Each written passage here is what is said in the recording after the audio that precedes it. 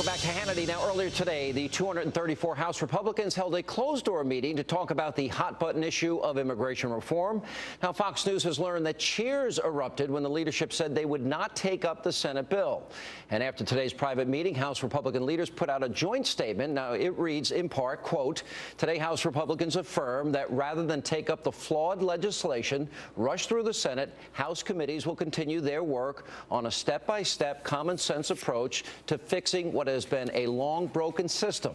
The American people want our border secured, our laws enforced, and the problems in our immigration system fixed to strengthen our economy." And here's why this is important to you. House Republicans, they need to take a strong stand on the issue. That's why they were elected. And they need to listen to what you, the American people, want. And the decision by the leadership not to take up the Senate bill is a good first step. Second, we've got to remember, politicians have promised for years they would secure the border. It's the law of the land right now. It has not been done. And finally, comprehensive immigration reform is not an easy topic to tackle. Lawmakers take their time, get it right. That's simple. And joining me now with a reaction to this and much more, syndicated columnist, author Malkin. Reaction.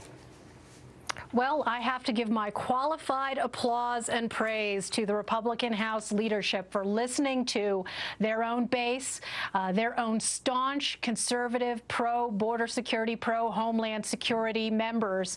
But I think that now it's time for the American people to launch what I call Operation Hold the Line and Stiffen the Spine, because I think we've gone through this enough times on Capitol Hill to know that there is a penchant to go wobbly when there are forces on both the big business right and on the grievance-mongering left, the open borders lobby left, and when those alliances conspire to weaken the will of those House Republican leaders, we really need to raise our voices even more and make sure that this process is deliberative and transparent, and that anything that comes out of it is rooted in the Constitution and the rule of law. All right. Congressman Hulskamp said the only consensus was on border security first. John Boehner, he did in conference say any bill that comes out of the Senate conference, the Hastert rule applies, meaning a majority of Republicans would have to support it. That, to me, is a very good thing, but I wanted to get your reaction. Well, once again, I do have to have a corrective here, and I think that in Washington, if people are really serious about making sure that our sovereignty is protected and that self-preservation and the mission, ongoing eternal mission of the federal government to provide for the common defense, we have to get rid of this platitude of border security first. As I have said many times, it is border security, period. Border security is not some bargaining chip or some box that you just check off and say, okay, it's done now, and now let's have, it's not conditional on anything, okay? It's not a means to the end. It is the end. It is the basic core function of government.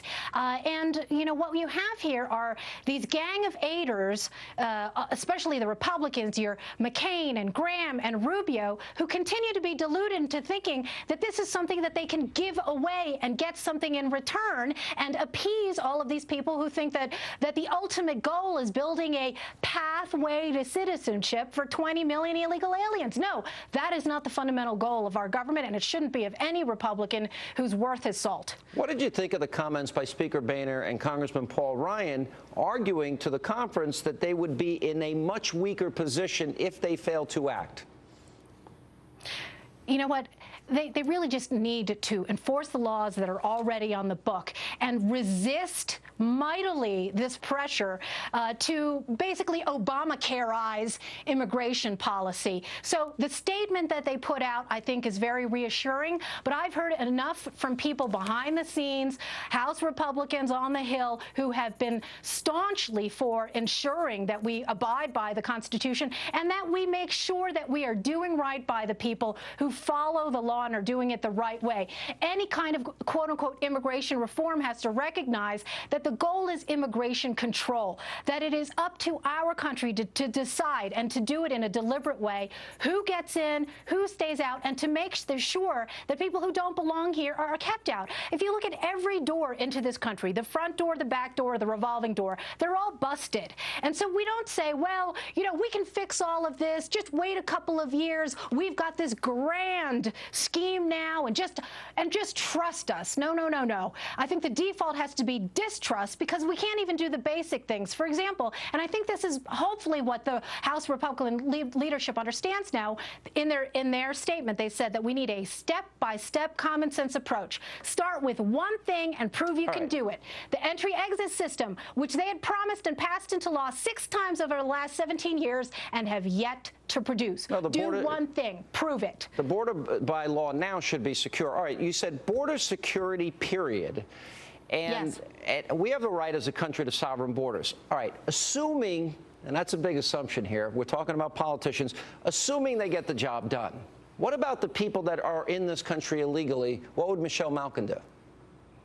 Well, I think let's just have this fantasy land that border security is achieved. Okay, that's not the only thing that we have to do to secure the homeland. There's an entire visa and entry-exit system. But assuming those things get done, what do you do with the people that didn't enter this country, obey our laws and our sovereignty? What do we do with them? See, well, guess what? You wait. You wait until America's house is in order, and you count your blessings that it's so dysfunctional that the government hasn't caught up to you, and you do what you do, and we do what we do, and we try and get the government to do the right thing by the people who have followed the law.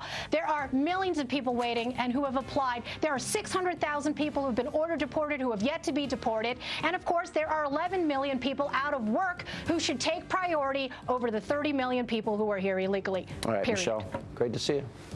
You Thanks. bet. All right.